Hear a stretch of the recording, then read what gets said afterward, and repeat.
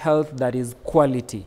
So the triple AQ framework, comparatively to what SHA is doing now, and then we add in a small spanner in the works and bring in a situation where we are speaking about other social determinants of health. We can't be speaking about being healthy and there is no food on the table. Food on the table is dictated with what is in your pocket. So the economics that revolve around this have a trickle-down effect. So SHA, in the first place, in my view, they could have done one of the things that is called phased approach. They could have phased it in, and people working in the Ministry of Health have done this. Health economists have done this. We have a program that was happening during the Kibaki's government. It was called Health Insurance Subsidies Program, covering, that is where Linda Mama was introduced. That is where orphans and vulnerable people were introduced into the health system. That being done, I believe this is the same thing that could have been done with SHA.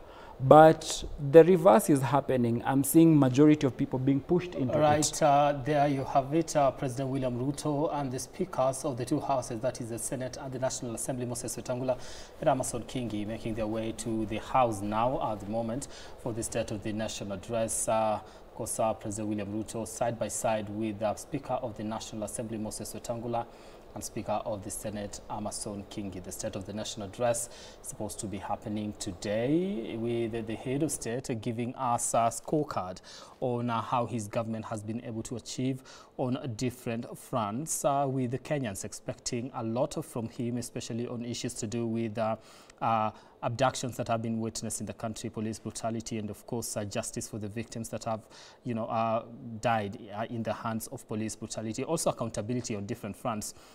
And also just giving us the go ahead, when, or rather the way forward as far as the economy is concerned, trying to tell us exactly where we are at the moment. And I believe any moment from now we'll be crossing over to the National Assembly for this particular State of the Nation.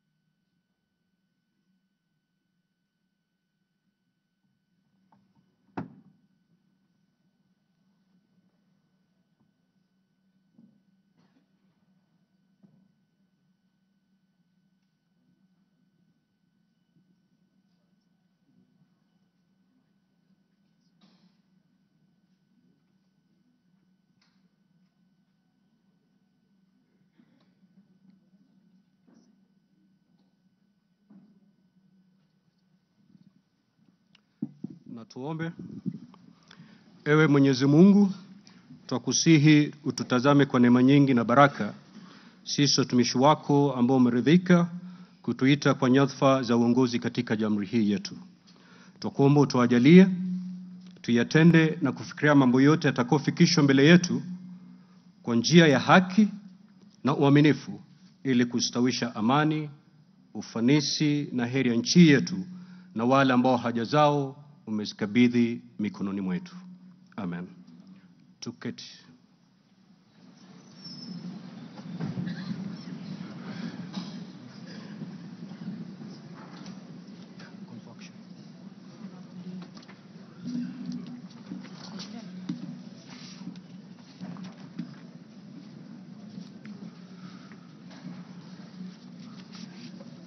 Order, honorable members, let us all be seated.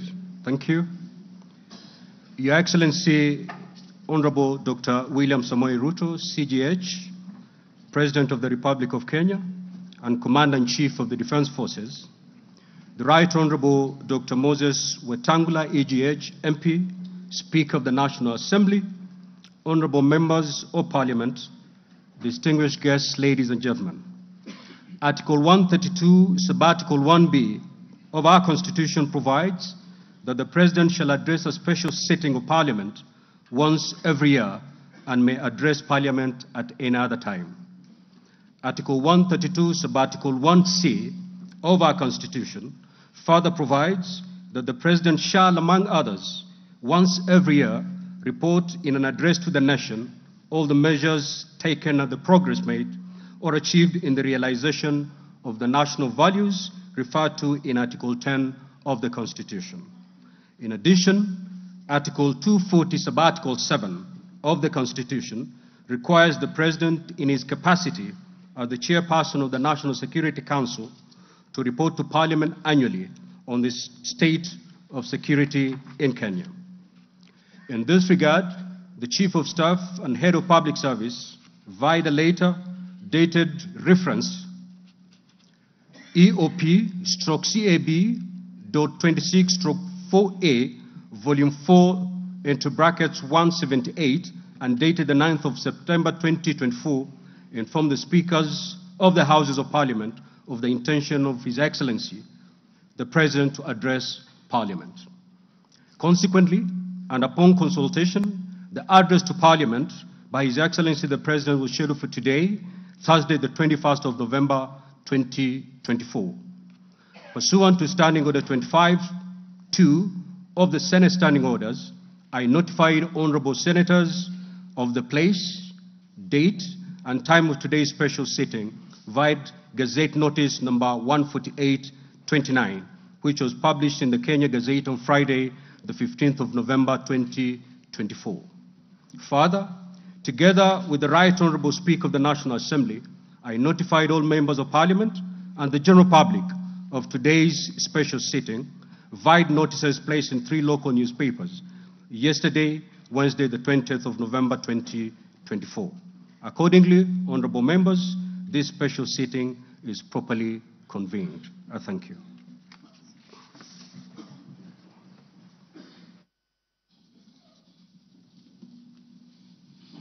Your Excellency, Honorable Dr. William Samoei Ruto, CGH, President of the Republic of Kenya and Commander-in-Chief of the Defense Forces, the Right Honorable Amason King, EGH MP, Honorable Speaker of the Senate, Honorable Members of Parliament, members of the Diplomatic Corps, distinguished guests, ladies and gentlemen. Article 132(1)(b) of the Constitution requires the President to address the nation once every year and at any other time. Further, Article 132(1)(c) of the Constitution requires the President to once every year report in an address to the nation on measures taken and progress achieved in the realization of our national values. Additionally, Article 132(1)(c)(3) of the Constitution provides that the President shall submit a report for debate to the National Assembly on the progress made in fulfilling the international obligations of the Republic. In this regard, honorable members, by way of a message to the House, His Excellency the President conveyed his desire to address a joint sitting of the Houses of Parliament today, 21st November 2024.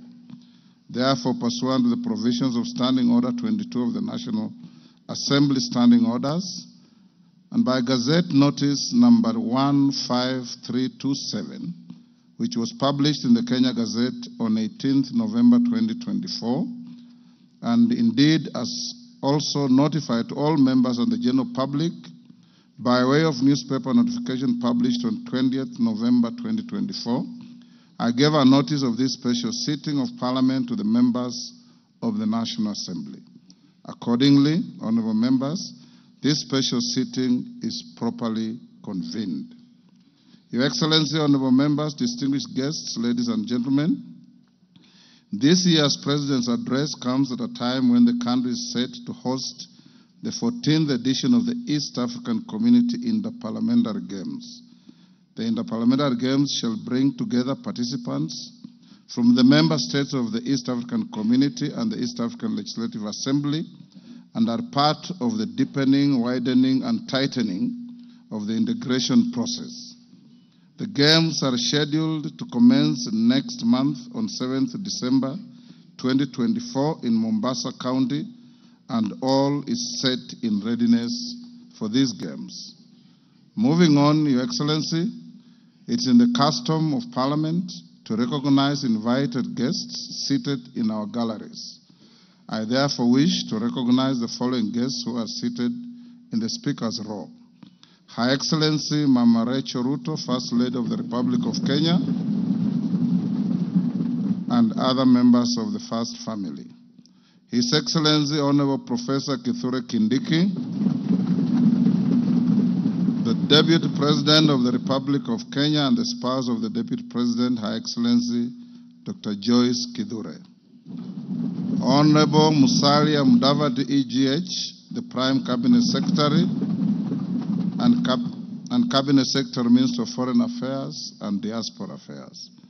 Your Excellency, honorable members, also present in the Speaker's row this afternoon are the Honorable Lady Justice Philomena Mbete Mwilu, MGH, Deputy Chief Justice and Vice President of the Supreme Court. She's accompanied by Honorable Justice Mohammed K. Ibrahim and Justice William Ouko. Justice William Ouko, judges of the Supreme Court of Kenya. Also accompanying the Deputy Chief Justice are Honorable Justice Oscar Angote, presiding judge of the Environment and Land Court. Honorable Justice Lady Justice Jemima Wanza Kelly, judge of the Employment and Labor Relations Court. We are also honored to have in our midst the immediate former speakers of the Houses of Parliament, the Honorable Justin Bedan Njoka Muturi, EGH, the Cabinet Secretary for Public Service and Human Capital Development, the Honorable Kenneth Marende, EGH, the Honorable Kenneth Makelo Lusaka, EGH, the current Governor of Bungoma County, Honorable Ekwe Ethro, and additionally, we also are pleased to be hosting a delegation visiting our Parliament from the Republic of the Gambia. Your Excellency, allow me to also recognize the chairperson of the Council of Governors, who is also the Governor of Wajir County, the Honorable Ahmed Abdullahi, and the Honorable Johnson Sakaja, Governor of the City of Nairobi County. May I also accord special recognition to all Cabinet Secretaries present and particularly acknowledge 4 of them who are former ranking members of the Houses of Parliament, namely Aden Duale, EGH, former leader of the majority party in the National Assembly, Honorable Onesimus Murkomen, EGH, former Senate Majority Leader, Honorable John Badi, EGH, Honorable Opio Wandai, EGH,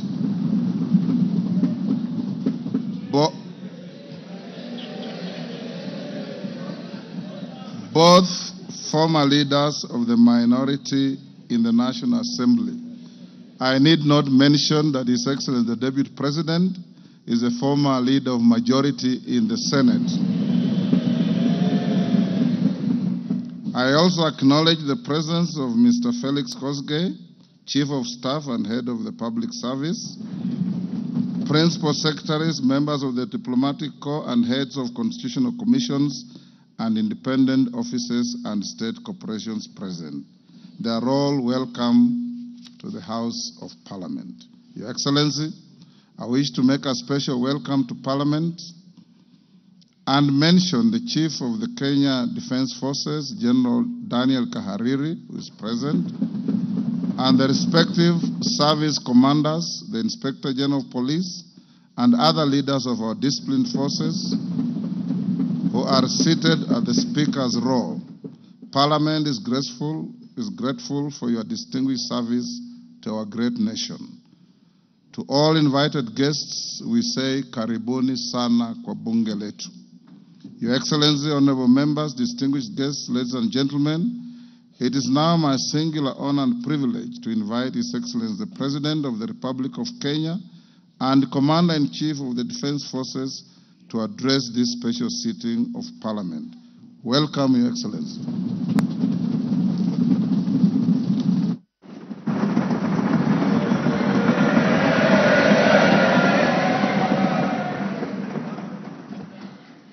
Thank you very much, Mr. Speaker.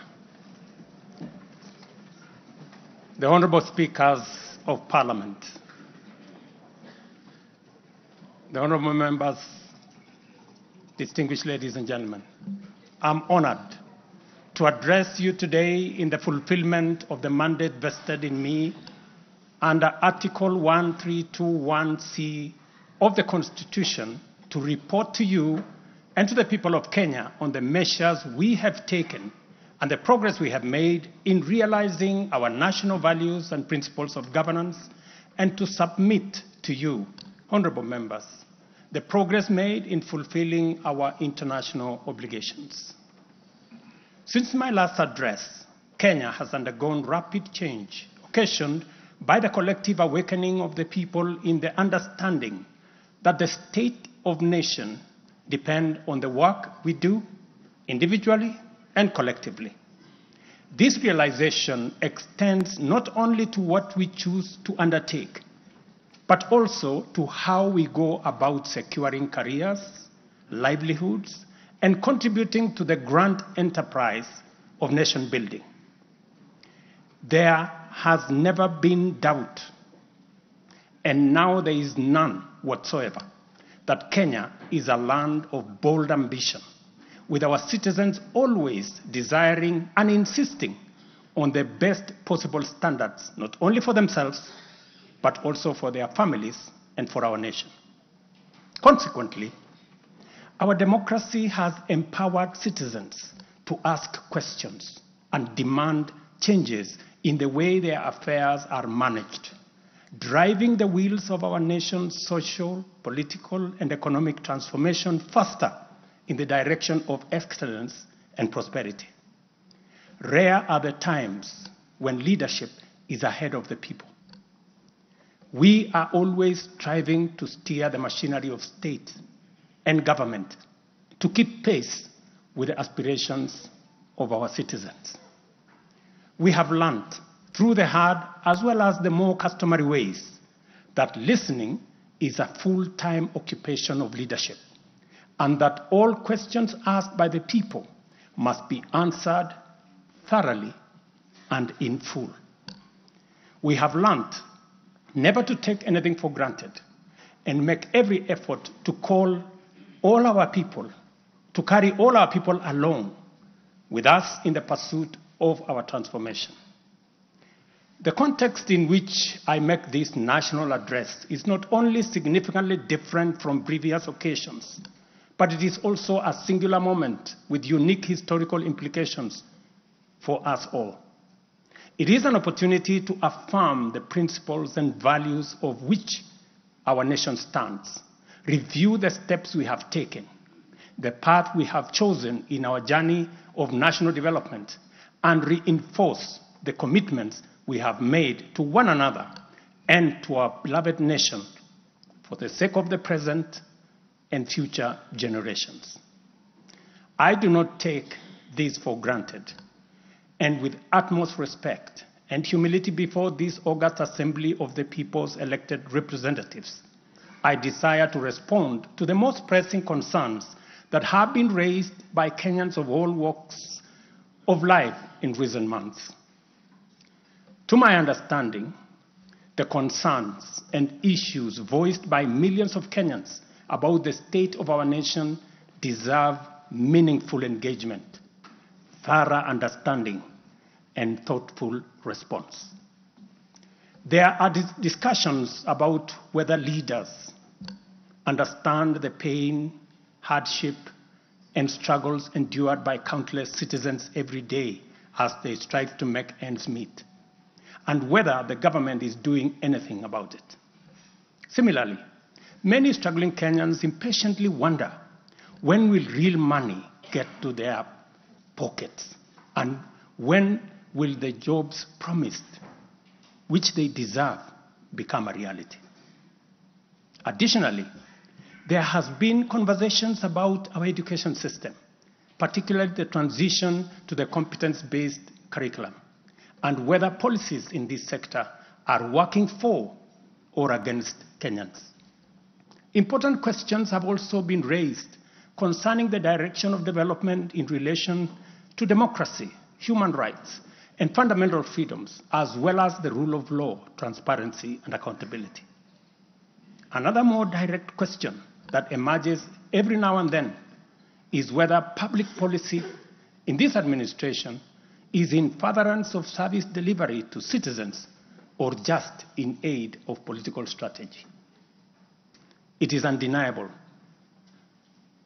that for many Kenyans, times are hard and the struggle to meet their daily basic needs remains daunting. It is also true that these conditions have persisted for a number of years now, leading to much frustration and anxiety. Although we have gone a long way to mitigate some of these difficulties, much remains to be done, though we have laid a firm foundation for decisive intervention. I believe that it is critical for us to bear in mind that this administration was inaugurated at an extremely difficult time, characterized by domestic challenges, compounded by regional and global security, geopolitical, financial, as well as climate dynamics. As a result, in 2022, the country's total debt burden was not only immense, but it was also stacked up in the most burdensome manner, leaving very little room for investments in public service or development of critical infrastructure. The prices of basic food commodities soared as a result of a combination of prolonged drought, declining local productivity due to inadequate support, and disruptions in the global supply chain caused by the war in Europe. Kenya faced a crossroads of extremely difficult choices, where defaulting on our obligations would have significantly worsened an already perilous situation, and more borrowing was not an option. It was therefore essential for us to drastically reduce expenditure, mobilize as much as possible resources domestically, and curtail waste. As I informed the nation then, matters were going to get more difficult before they could get better. And we all had to tighten our belts and work hard under very unforgiving conditions. We had staked the fate of our ambitious bottom-up economic transformation agenda on easing the stress that the economy was in and the strain citizens underwent, while creating room for the implementation of our transformative interventions. Members, I give this background to underscore two very important facts. First, we haven't been watching helplessly and doing nothing as adversity took a toll on the economy and undermined the livelihoods and well-being of the people. On the contrary, we have been working tirelessly to steer the country away from the brink of unprecedented economic collapse and onto a more promising trajectory. The second point is that while we may not be where we would like to be, we are certainly not where we were 2.25 years ago. At the same time, The cost of living was substantially high, with prices of basic commodities beyond the reach of many households. Today, I'm proud to report that the macroeconomic indicators point to a positive turnaround and an upward trajectory. Allow me to highlight a few milestones that underscore this progress. The shilling has stabilized significantly, appreciating from Kenya shillings 162 to the dollar in February 2024 to Kenya shillings 129 today, a remarkable gain of 20%. This recovery has restored confidence in our financial markets and significantly reduced the cost of servicing external debt, creating fiscal space for our development imperatives. Inflation has declined dramatically from 9.6% in September 2022 to 2.7% in October this year, the lowest rate in 17 years. This achievement has been the consequence of favorable weather and our deliberate efforts to support farmers with affordable inputs, including subsidized fertilizer, leading not only to increased production but also productivity and lowering the prices of many cereals, including maize, pulses such as beans and peas.